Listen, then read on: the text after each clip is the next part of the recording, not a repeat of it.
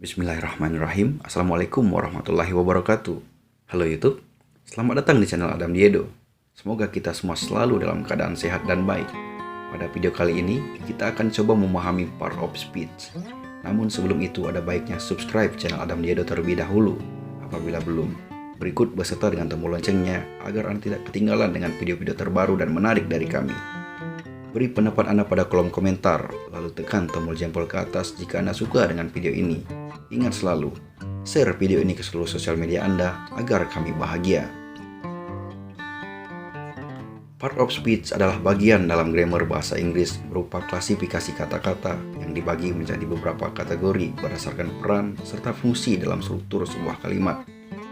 Jadi, part of speech ini merupakan golongan kata dalam satuan bahasa berdasarkan kategori bentuk, fungsi, dan makna dalam sistem gramatikal. Untuk menyusun kalimat yang baik dan benar dengan berdasarkan pola-pola kalimat yang baku, pemakai bahasa haruslah mengenal jenis dan fungsi kelas kata terlebih dahulu agar tidak terjadi kesalahan. Itu adalah definisi singkatnya. Part of speech ini terdiri dari 8. Yang pertama ada noun atau kata benda. Yang kedua ada pronoun atau kata ganti. Yang ketiga ada verb atau kata kerja. Yang keempat ada adjektif atau kata sifat. Yang kelima ada adverb atau kata keterangan. Yang keenam ada preposition atau kata depan. Yang ketujuh ada conjunction atau kata hubung. Yang kedelapan ada interjection, kata seru atau ungkapan emosi. Yang pertama ada noun atau kata benda. Jadi di sini noun adalah kata yang bisa digunakan untuk menamai orang, benda, hewan, tempat, juga konsep abstrak seperti ide dan yang sejenis lainnya. Contohnya misalnya book, car, cup, house, table, bag, and etc. Ini adalah contoh benda yang ada wujudnya, sedangkan contoh benda abstrak adalah sebagai berikut: air, time, idea, opinion, age, and etc. Ada juga contoh lainnya seperti nama orang, misalnya kita sebut Vida. Nah, Vida itu kan nama orang, dan Vida itu juga termasuk noun atau bendanya yang merupakan benda hidup. Jadi ada benda hidup, benda mati, ada benda yang tak berwujud, ada juga benda yang berwujud. Contohnya, your bag is on the table. Di sini ada dua kata benda. Pertama adalah bag, dan yang kedua adalah kata table. Noun yang pertama adalah sebagai subjek, dan noun yang kedua adalah sebagai keterangan tempat. Lalu contoh yang kedua, I borrow your pen. Saya meminjam penmu. Di sini I sebenarnya sebagai kata benda, saya, tapi di sini dia lebih ke pronoun jadinya. Yang lebih jelas kata benda di sini adalah kata pen yang berfungsi sebagai objek dalam kalimat. Jadi noun atau kata benda itu bisa berfungsi sebagai subjek, bisa juga berfungsi sebagai objek.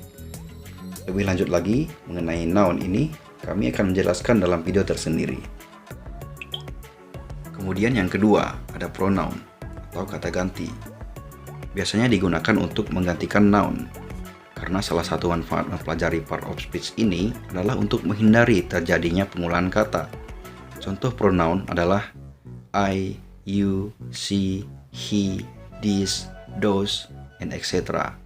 Contoh kalimatnya, I bought you some snack. It is on the table. Penggunaan it di sini merupakan pronoun atau kata ganti dari snake.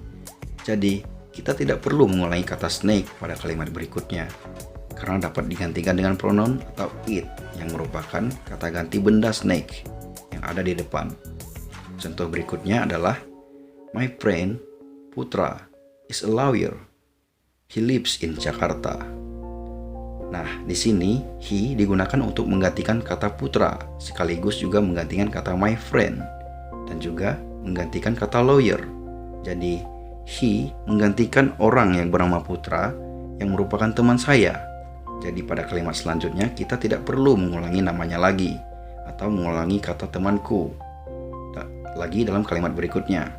Kita cukup menuliskan kata he atau dia sebagai kata ganti sehingga kita menghindari yang disebut dengan pengulangan kata.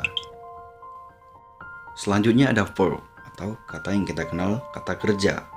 Verb atau kata kerja ini merupakan kelas kata yang menyatukan satu tindakan, keberadaan, pengalaman, atau pengertian dinamis lainnya.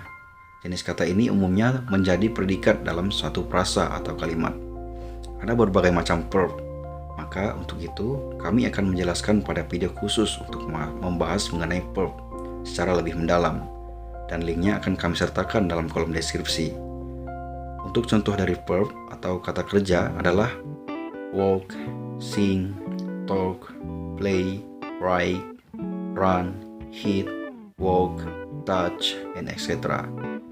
Contoh kalimatnya, I touch you with my finger. Saya menyentuhmu dengan jari. Saya sebagai subjek, touch itu sebagai verb atau kata kerja atau predikat. You itu merupakan objeknya. Kalimat lengkap pasti terdiri dari subjek plus predikat plus objek. Dan kalimat itu tidak akan sempurna apabila tidak ada kata kerja di dalamnya. Contoh yang kedua, let's play together. Mari main bersama. Jadi kata kerjanya adalah play. Part of speech selanjutnya adalah adjective atau kata sifat. Dari namanya sudah sangat jelas, berarti adjektif ini digunakan untuk menjelaskan dan menerangkan kata benda ataupun noun. Juga pronoun yang juga merupakan kata benda, namun pronoun di sini adalah kata ganti dari benda yang digantikan. Maka otomatis adjektif ini juga menerangkan pronoun. Adapun contohnya adalah amazing, beautiful, big, high, good, bad, expensive, and etc. Contoh kalimatnya adalah Dea is a beautiful girl. Dea adalah seorang perempuan cantik. Di sini yang merupakan adjektif adalah beautiful. Kata adjektif ini akan selalu melekat dengan kata benda. Contoh kalimat yang lainnya, AMG is an expensive car. Maka expensive di sini merupakan kalimat adjektif yang berfungsi menjelaskan kata benda, atau yang menjadi noun di sini adalah car. Selanjutnya ada adverb atau kata keterangan sesuai dengan namanya. Artinya adverb ini digunakan untuk menjelaskan keterangan tempat, waktu, tentang tata cara, dan bagaimana suatu peristiwa atau suatu kejadian terjadi. Adverb memiliki macam-macam jenis. Ada adverb of time, adverb of manner, adverb of degree, adverb of modality, adverb of frequency, adverb of place, adverb of focus. Maka untuk lebih mendalam mengenai ini, kami akan menjelaskan lagi pada video selanjutnya, yang linknya akan kami cantumkan di kolom deskripsi. Berikut ini adalah contoh adverb: yesterday, always, very, quickly, and etc.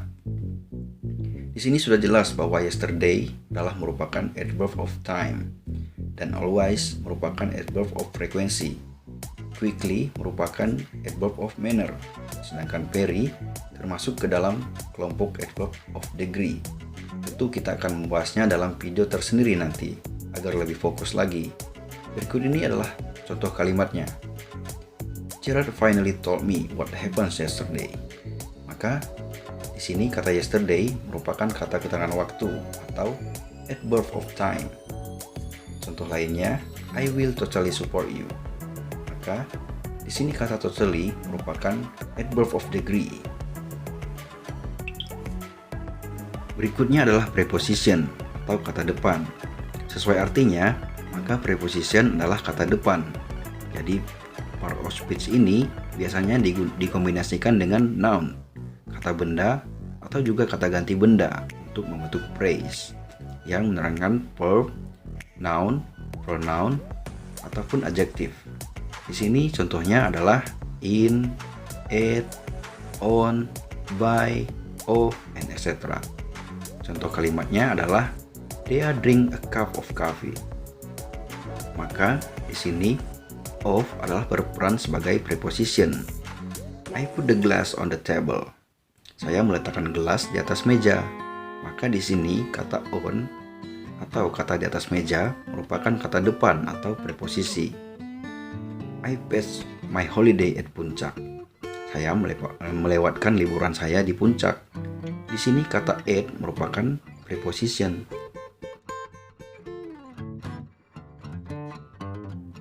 Kemudian berikutnya ada conjunction atau kata penghubung atau kata sambung. Sesuai namanya, maka conjunction digunakan untuk menghubungkan dua kata atau dua frase atau juga dua klausa ataupun bahkan menghubungkan paragraf. Di sini preposition terbagi menjadi beberapa bagian atau jenis. Ada coordinate conjunction dan lain-lain yang akan kami terangkan pada video tersendiri nanti. Contohnya and, but, although, and etc. Sedangkan contoh kalimatnya adalah I love the car, but I don't have enough money to buy it. I love the car dan I don't have enough money to buy it adalah klausa. Maka dalam hal ini kata but atau tapi ini menghubungkan dua klausa. Contoh lainnya adalah I love milk and chocolate. Maka kata and di sini berfungsi menghubungkan dua kata. Jadi seperti yang disebutkan sebelumnya bahwa conjunction ini bisa menghubungkan antar dua kata, antar dua frase, dua klausa, bahkan dua paragraf. Yang terakhir adalah interjection atau kata seru atau juga kata ungkapan. Maka sesuai namanya juga artinya interjection ini berfungsi menjelaskan ungkapan atau dengan kata lain dapat digunakan untuk mengungkapkan emosi dari seseorang, untuk menyeru, untuk mengungkapkan kegembiraan, kesedihan, dan lain-lain. Jadi ini merupakan ucapan pendek.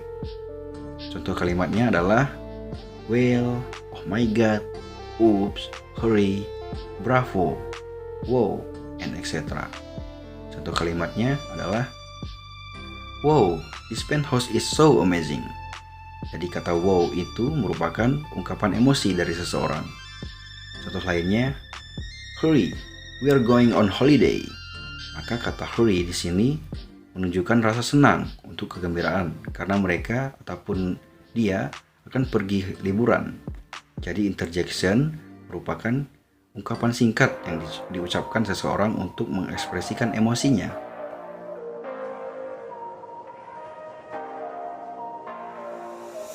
Itu adalah penjelasan sekilas mengenai ke-8 part of speech. Untuk lebih lanjut dan mendalam akan kami paparkan dalam video tersendiri agar lebih fokus pembahasannya. Sepertinya cukup sampai di sini dulu untuk video kali ini. Kami tidak terafiliasi dengan pihak manapun dalam pembuatan video ini. Semoga semua informasi dan pengetahuan yang kami sampaikan dapat bermanfaat untuk kita semua. Jangan lupa subscribe channel Adam Diedo apabila belum. Berikut beserta dengan tombol loncengnya. Tekan tombol jempol ke atas serta tuliskan pendapat Anda pada kolom komentar. Share video ini ke seluruh sosial media Anda agar kami bahagia. Terima kasih telah menonton.